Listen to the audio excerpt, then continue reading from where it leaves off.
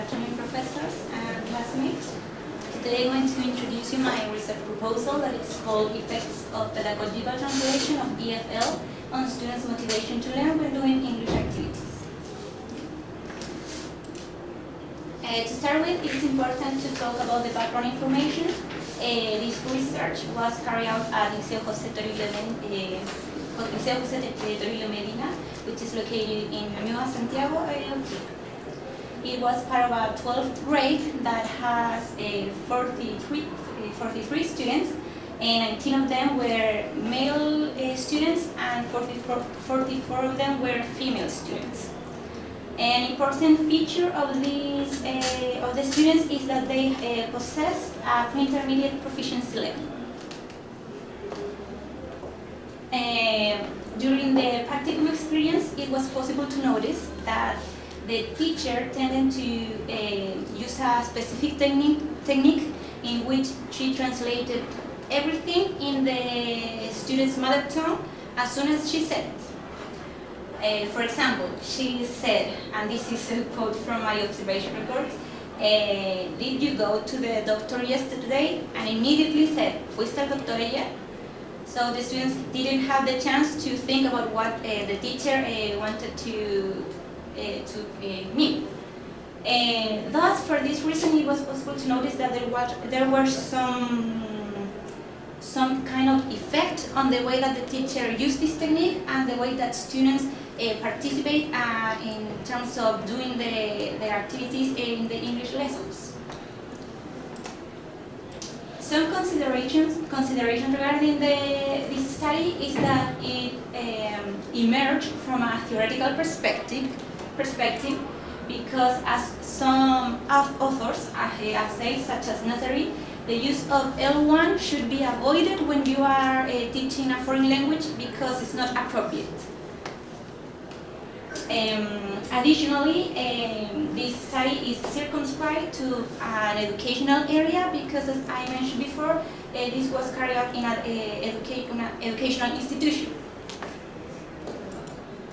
Regarding the reach in knowledge, in the last 5 years, there has been no studies that connects the both phenomena. This means there's no study that makes a connection between pedagogical translation and the student's motivation to learn. So the purpose of this proposal is to determine whether pedagogical translation has an effect on students' motivation to learn. The research question that emerged was, how does pedagogical translation of EFL affect students' motivation to learn when doing English activities? And the general objective corresponds to determine the effects that pedagogical translation of EFL has on students' motivation to learn when doing English activities. I have 3 specific objectives. First, to describe the student's behavior after receiving pedagogical translation, to determine the relationship between pedagogical translation and motivation to learn, and to describe the effects of pedagogical translation.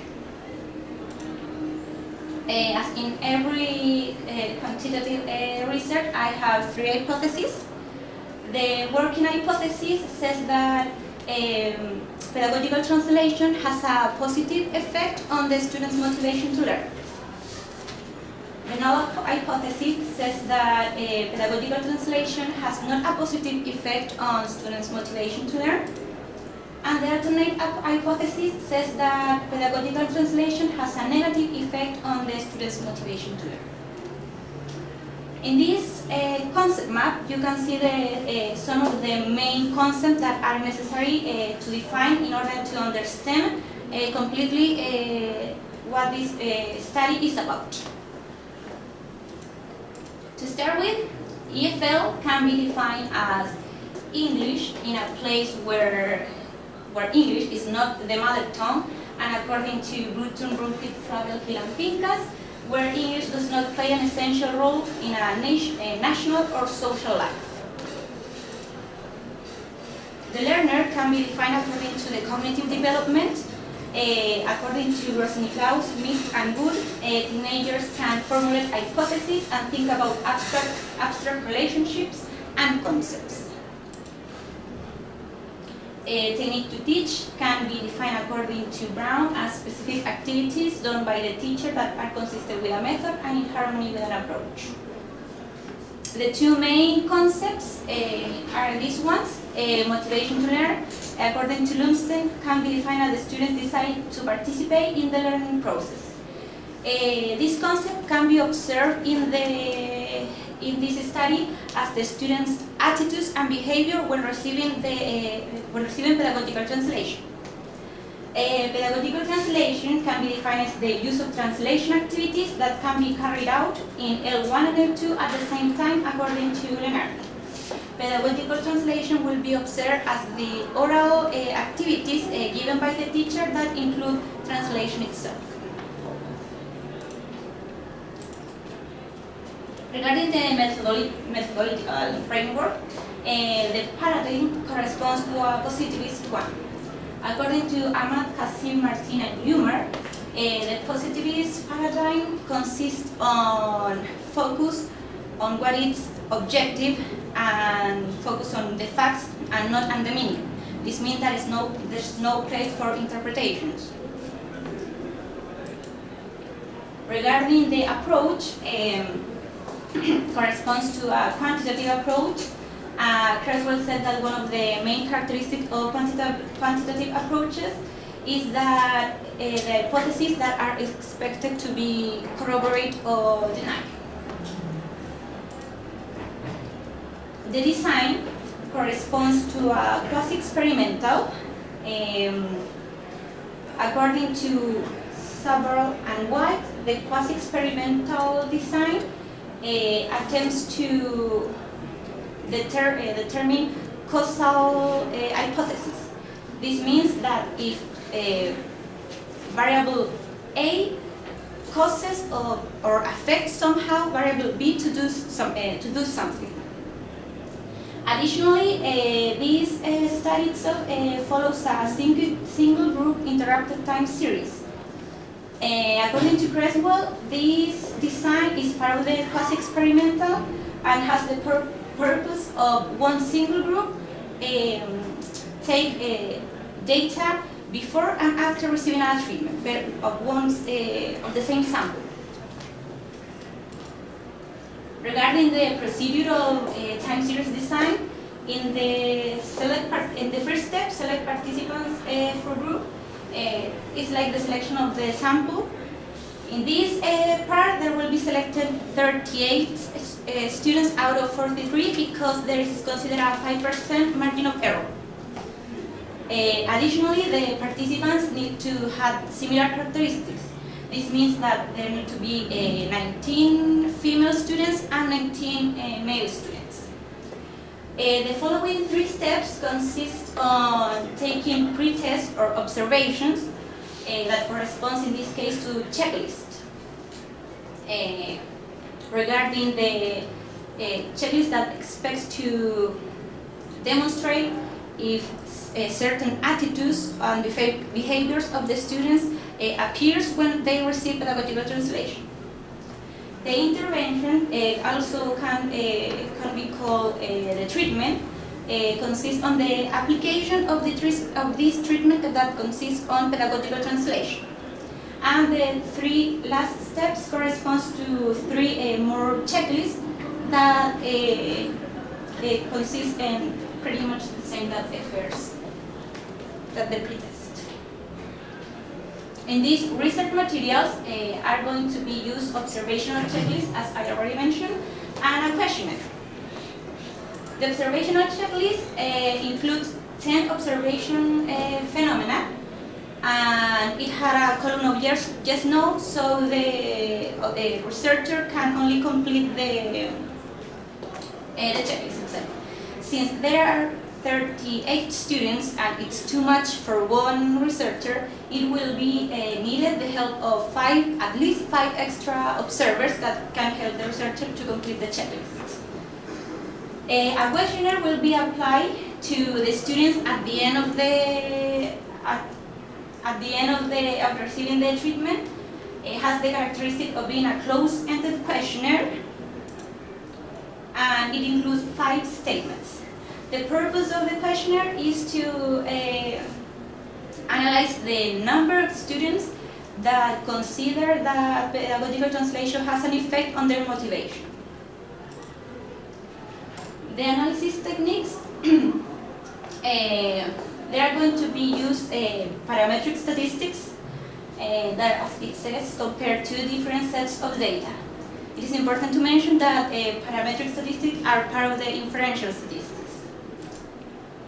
In order to achieve this comparison, it is necessary to apply a parity test that, according to here, compared to population's mean, where you have 2 samples in which observation on one sample can be paired with observations in the other sample. This means that the observations of the before receiving the treatment can be compared with the observations of after receiving the treatment. Regarding the considerations of trustworthiness, it was considered internal validity that tries to minimize the external variables. One of these external variables was the cognitive level of the students. Since, as it was mentioned before, the students are able to formulate their own hypotheses, the questionnaire, that is the part that includes the students, are closed-ended, so the students has no chance to include their personal opinion in terms of creating their own hypothesis. As we know, internal validity has different sub-areas as construct validity, content validity, and phase validity. Construct validity has to do with that the instruments are able to measure the concepts that are under study, which are pedagogical translation and motivation to learn. Content validity, it means that the items that are included in these instruments are consistent with the concepts that are under study. And phase validity has to do that with the instruments are easy to apply, are simple. For example, the questionnaire, it doesn't include complex words. And additionally to all this, the instruments were went through a validation protocol process in which 3 experts contribute and give opinions in order to improve these instruments. Expected outcomes. Well, the expected results, it's corroborate the hypotheses, in any of the 3 hypotheses. The expected contributions, we have practical, social, political, and theoretical.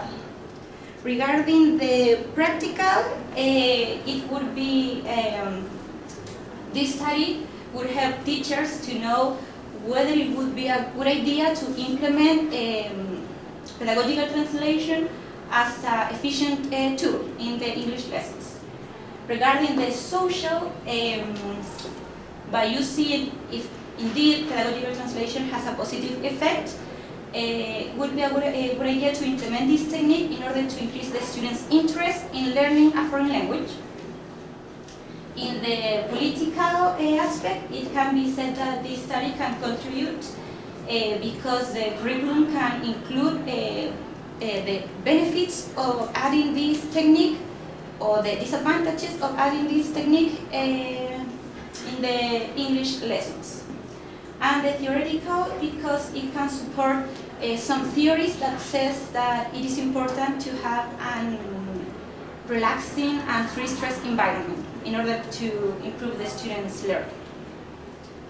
And the limitations, this study cannot be generalizable if it not complies the same characteristics of the universe that were selected in this study. So it should have the same characteristics in order to apply to different universes. I have the references. And that's it.